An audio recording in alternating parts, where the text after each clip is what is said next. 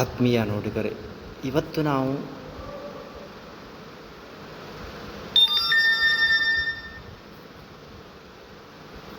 18 ವರ್ಷಗಳ ಕನಸು ನನಸಾಗಿರುವ ಬಗ್ಗೆ ಮಾಹಿತಿಯನ್ನು ಪಡ್ಕೊಳ್ತಾ ಇದ್ದೇವೆ.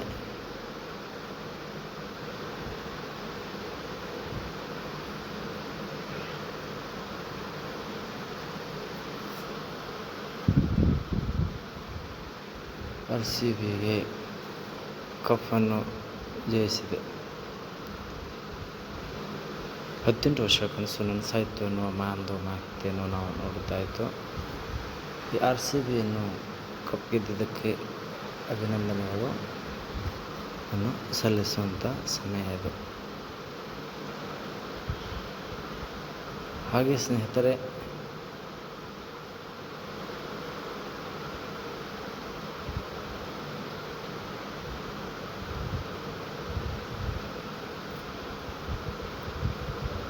ರಾಯಲ್ ಚಾಲೆಂಜರ್ಸ್ ಬೆಂಗಳೂರು ಚಾಂಪಿಯನ್ಸ್ 2025 ಕಪ್ಪನ್ನು ವಿಜೇತಾಗಿದೆ ಸ್ನೇಹಿತರೆ.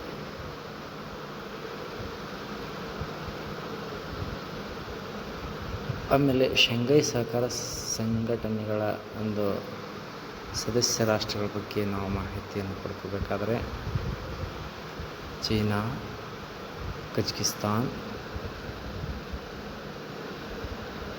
Kazakhstan, Russia, Turkistan, Ukraine, India, Pakistan ಎಲ್ಲ ಸದಸ್ಯ ರಾಷ್ಟ್ರಗಳು ಇದರ ಒಂದು ಮೆಂಬರ್ ಇದ್ದಾವೆ ಸ್ನೇಹಿತರೆ. ಇಲ್ಲಿ ಅಬ್ಸರ್ವರ್ ಸ್ಟೇಟ್, ಆಮೇಲೆ ಗೆಸ್ಟ್ ಅಟೆಂಡೆನ್ಸ್ ಅಂತಿದೆಯಲ್ಲ,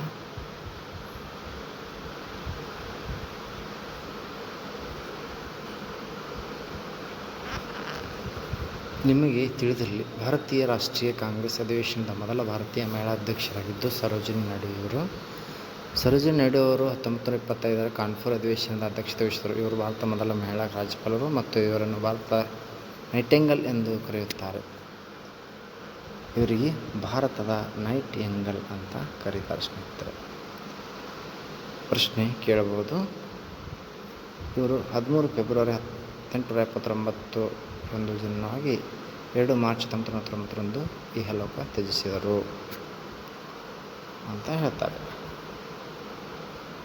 ಆಮೇಲೆ ಭಾರತೀಯ ರಾಷ್ಟ್ರೀಯ ಕಾಂಗ್ರೆಸ್ ಅಧಿವೇಶನದ ಮೊದಲ ಮಹಿಳಾ ಅಧ್ಯಕ್ಷರು ಎನಿ ಬೆಸೆಂಟ್ ಆಗಿದ್ದರು ಅಂತ ಹೇಳ್ತಾರೆ. ಎನಿ ಬೆಸೆಂಟ್ ರವರು ಭಾರತೀಯ ರಾಷ್ಟ್ರೀಯ ಕಾಂಗ್ರೆಸ್ನ ಮೊದಲ ಮಹಿಳಾ ಅಧ್ಯಕ್ಷರಾಗಿತ್ತು. ಎನಿ ಬೆಸೆಂಟ್ ಅವರು 1917 ಕಲ್ಕತ್ತಾ ಅಧಿವೇಶನದ ಅಧ್ಯಕ್ಷತೆಯನ್ನು ವಹಿಸಿದರು. ನ್ಯೂ ಇಂಡಿಯಾ, ಕಾಮನ್ವೆಲ್ತ್ ಮತ್ತು ಎನಿ ಬೆಸೆಂಟ್ ಅವರ ಪ್ರಮುಖ ಕೃತಿಗಳು. ನ್ಯೂ ಇಂಡಿಯಾ ಮತ್ತು ಕಾಮನ್ವೆಲ್ತ್ ಅನ್ನುವಂಥದ್ದು ಇದರ ಪ್ರಮುಖವಾದ ಕೃತಿಗಳಾಗಿದ್ದವು ಅಂತ ಹೇಳ್ತಾರೆ. ಆಮೇಲೆ ಮೀನುಗಾರಿಕೆ ಮತ್ತು ಇನ್ನಿತರ ಸಂದರ್ಭಗಳಲ್ಲಿ ಸಮುದ್ರದಲ್ಲಿ ತೊಂದರೆಗೊಳಗಾಗುವ ಜನರಿಗೆ ತುರ್ತು ಚಿಕಿತ್ಸೆ ನೀಡಲು ಕೇರಳ ರಾಜ್ಯ ಸರ್ಕಾರ ಸಾಗರ್ ಆಂಬ್ಯುಲೆನ್ಸ್ ಪ್ರಾರಂಭಿಸಿದೆ. ಪ್ರಶ್ನೆ ಹೇಗೆ ಹೇಳ್ತಾರೆ ಅಂದ್ರೆ, ಸಮುದ್ರದ ತೊಂದರೆಗೊಳಗಾದ ಜನರಿಗೆ ತುರ್ತು ಸೇವೆ ನೀಡಲು ಯಾವ ರಾಜ್ಯ ಸರ್ಕಾರ ಸಾಗರ್ ಆಂಬ್ಯುಲೆನ್ಸ್ ಪ್ರಾರಂಭಿಸಿದೆ ಅಂತ ಕೇಳ್ತಾರೆ ಸ್ನೇಹಿತರೆ. ಅದಕ್ಕೆ ನಾವು ಕೇರಳ ರಾಜ್ಯ ಸರ್ಕಾರ ಅಂತ ಹೇಳಬೇಕಾಗುತ್ತೆ. ಸಾಗರ್ ಆಂಬ್ಯುಲೆನ್ಸ್ ಪ್ರಾರಂಭಿಸಿದ ದೇಶದ ಮೊದಲ ರಾಜ್ಯ ಎಂಬ ಹೆಗ್ಗಳಿಕೆಗೆ ಕೇರಳ ಪಾತ್ರವಾಗಿದೆ ಅಂತ ಪ್ರಶ್ನೆ ಇರ್ತದೆ ಸ್ನೇಹಿತರೆ. ಹಾಕಿ ಮಾಂತ್ರಿಕ ನೆನಪಲ್ಲಿ ರಾಷ್ಟ್ರೀಯ ಕ್ರೀಡಾ ದಿನ ಯಾವಾಗ ಆಚರಿಸ್ತಾರೆ ಅಂತ ಕೇಳ್ತಾರೆ. 19 ಆಗಸ್ಟ್ 1949, 29 ಆಗಸ್ಟ್ ರಾಷ್ಟ್ರೀಯ ಕ್ರೀಡಾ ದಿನ ಅಂತ ಆಚರಿಸ್ತಾರೆ. ಖ್ಯಾತ ಹಾಕಿ ಆಟಗಾರ ಮೇಜರ್ ಧ್ಯಾನ್ಚಂದ್ ಸಿಂಗ್ ಅವರ ಹುಟ್ಟುಹಬ್ಬದ ನೆನಪಿಗಾಗಿ ಆಗಸ್ಟ್ 29 ರಾಷ್ಟ್ರೀಯ ಕ್ರೀಡಾ ದಿನವನ್ನು ಆಚರಿಸಲಾಗುತ್ತದೆ. ಕ್ರೀಡಾ ಜನಮಾನ ಸಾಧನೆ ಮಾಡಿದವರಿಗೆ ಧ್ಯಾನ್ಚಂದ್ ಅವರ ಹೆಸರಿನಲ್ಲಿ ಪ್ರಶಸ್ತಿ ನೀಡಲಾಗುತ್ತದೆ ಅಂತ ಹೇಳ್ತಾರೆ. ಹಾಗೆ ಪ್ರಮುಖ ದಿನಗಳು: 8 ಮಾರ್ಚ್ ಅಂತಾರಾಷ್ಟ್ರೀಯ ಮಹಿಳಾ ದಿನ, I am generation equity releasing women's rights ಅಂತ. 9 ಏಪ್ರಿಲ್ ವಿಶ್ವ ಮಲೇರಿಯಾ ದಿನ, zero malaria start with me ಅಂತ. 24 ಮಾರ್ಚ್ ವಿಶ್ವ ಕ್ಷಯ ರೋಗ ದಿನ, it's time to end TB ಅಂತ. 29 ಮಾರ್ಚ್ ಅಂತಾರಾಷ್ಟ್ರೀಯ ಅರಣ್ಯ ದಿನ, theme forest and biodiversity. 22 March ವಿಶ್ವ ಜಲ ದಿನ, theme water and climate change. 29 March ವಿಶ್ವ ಹವಾಮಾನ ದಿನ, ಕ್ಲೈಮೇಟ್ ಆ್ಯಂಡ್ ವಾಟರ್ ಏಪ್ರಿಲ್ 22 ವಿಶ್ವ ಭೂ ದಿನ, ಕ್ಲೈಮೇಟ್ ಆ್ಯಕ್ಷನ್ ಅಂತ. 28 ಫೆಬ್ರವರಿ ರಾಷ್ಟ್ರೀಯ ವಿಜ್ಞಾನ ದಿನ ಅಂದರೆ ವುಮೆನ್ ಈಸ್ ಸೈನ್ಸ್. 7 ಏಪ್ರಿಲ್ ವಿಶ್ವ ಆರೋಗ್ಯ ದಿನ, ಸಪೋರ್ಟ್ ನರ್ಸ್ ಆ್ಯಂಡ್ ಮಿಡ್ವೈವ್ಸ್.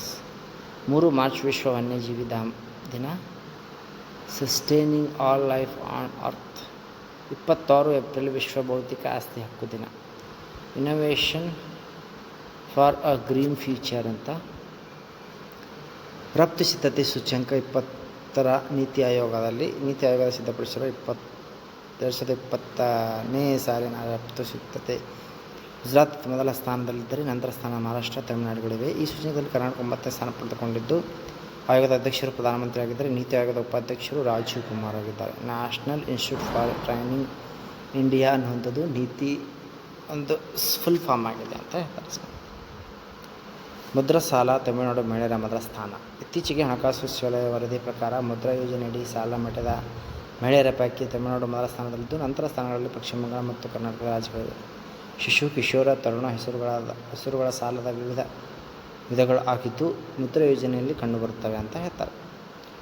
ಪ್ರಮುಖ ಅಂತಾರಾಷ್ಟ್ರೀಯ ಸಂಘಟನೆಗಳಲ್ಲಿ ಬ್ರಿಕ್ಸ್ ಅನ್ನುವಂಥದ್ದು 2019ರ ಶೃಂಗಸಭೆ ಬ್ರೆಜಿಲ್ ಮತ್ತು ಬ್ರೆಸಿಲಿಯ, 20ನೇ ಶೃಂಗಸಭೆ ರಷ್ಯಾದ ಸೇಂಟ್ ಪೀಟರ್ಸ್ಬರ್ಗ್.